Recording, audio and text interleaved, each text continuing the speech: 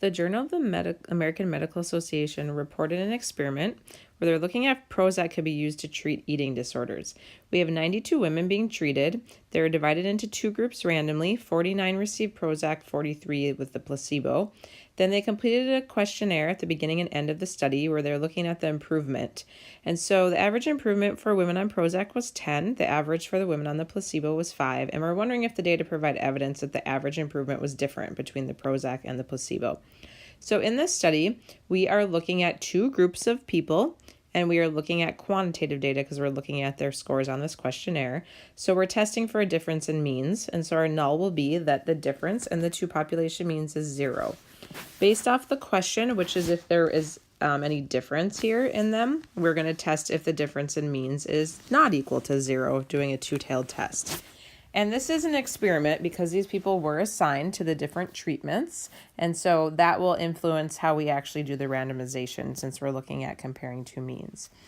We always have our randomization distribution centered at the null value, which for difference in means we're testing for 0, so we should be centered at 0. The values that are plotted then would be the difference in the sample means, since we're testing for a difference in the population means. So we're looking at x bar 1 minus x bar 2 as our 1,000 dots that would be generated. So when we're dealing with an experiment that's done differently than an observational study as far as the randomization goes, what we would do to get like one single dot on our plot is we would take all of the observations for all the women, the 49 and 43 or 92 total, combine them into one data set. So we've got now a set of 92 numbers. Out of the 92 numbers, we randomly pick 49 to go to group 1. We get the mean of those.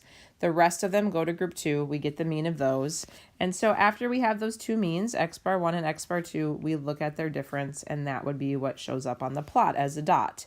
And then they go back into the set of 92, randomly pick 49. The rest then go to the other group, find the difference in means, and so on. So we repeat this many times, like 1,000 times. So that's what StatKey is doing behind the scenes when you provided a data set that has two sets of quantitative data, and we want to compare the means. So the difference in our two sample means is 5, and we'll show then what the p-value would be if we look at this actual data set. So just to show you quick, here's the data set in a text file. What we have for the beginning part is just Prozac listed, and then we have all their scores, and then we have placebo at the bottom listed and all of their scores. So this is the type of data structure that we could import then into StatKey. So I already have that imported. I uploaded the file, and so we can see the placebo group had a mean of 5, the Prozac group had a mean of 10, and so the difference in the two means is 5, where we have 49 and 43 as the two sample sizes.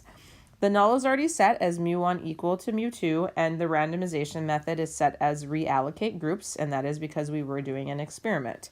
So when I generate 1,000 samples, what we should have is 1,000 realizations of x bar 1 minus x bar 2 produced through that process we just mentioned. So we are trying to see where our value of 5 falls on this plot.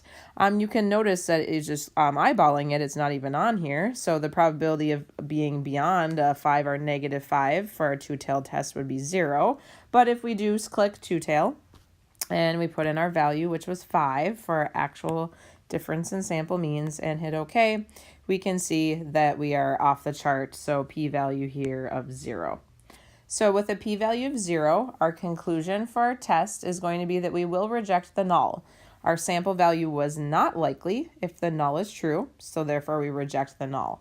In rejecting the null, we will say that we do have evidence of the alternative, and so our conclusion is that we have significant evidence that the population mean improvement differs for Prozac versus the placebo.